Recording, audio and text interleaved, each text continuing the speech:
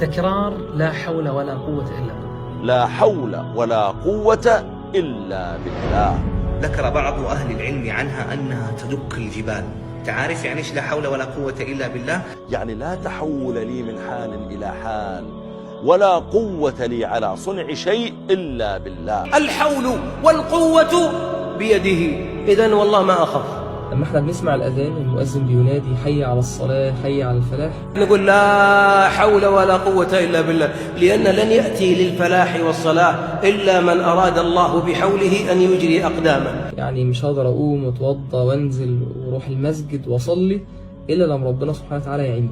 من أكثر الأشياء اللي حسيت إن سبحان الله تعيني على قضاء حوائجي تكرار لا حول ولا قوة إلا بالله. هذه الكلمة والله خيالية، احنا مو معطينها يعني للأسف اهتمام جيد. هي كنز من كنوز الجنة كما قال النبي عليه الصلاة والسلام. صفقة الحوقلة النبي عليه الصلاة والسلام قال 3 كلمات عن لا حول ولا قوة إلا بالله. ال3 كلمات يزلزلوا القلب. الكلمة الأولى اللي النبي عليه الصلاة والسلام قالها أنها كنز من كنوز الجنة. الكلمة الثانية عن لا حول ولا قوة إلا بالله أنها باب من أبواب الجنة. الكلمة الثالثة أنها من كنز تحت العرش. إذن نحن كمسلمين يجب علينا دائما أن نقول هذا الكلام.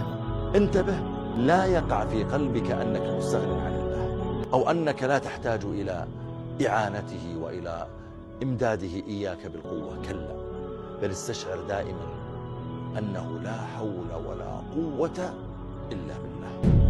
بيقول أدمنتها شهور ففرج الله كل كربي. اتجوز وبقى عنده شقة وعربية، وسبحان الله العظيم لا حول ولا قوة إلا بالله كنز من كنوز الجنة. أمال تبقى إيه في الدنيا؟ اللي في الجنة كنز، أمال في الدنيا تبقى إيه؟ يعني مو توحيد نظري، لا توحيد عملي، صدق فيها يقين وتوكل عجيب. فقولها هيك من داخل قلبك، استشعرها لما هم تصير عليك شوية هموم ضغوط حياة، قول لا حول ولا قوة إلا بالله. خلي مدك القوي قوته سبحانه. أقسم بالله العظيم تدري شنو؟ طاقة. هذا اللي يسمونها طاقة إيجابية، هذه طاقة رحمانية إلهية من الله عز وجل. يعني مش عايز اقول لك جربها، عايز اقول لك عيش كده الحوقلة كده، عيش. طب اعيش ايه؟ لا مفرج للهموم والكروب والأحزان إلا الله الذي لا شريك له ولا شبيه له ولا ند له ولا مثيل له.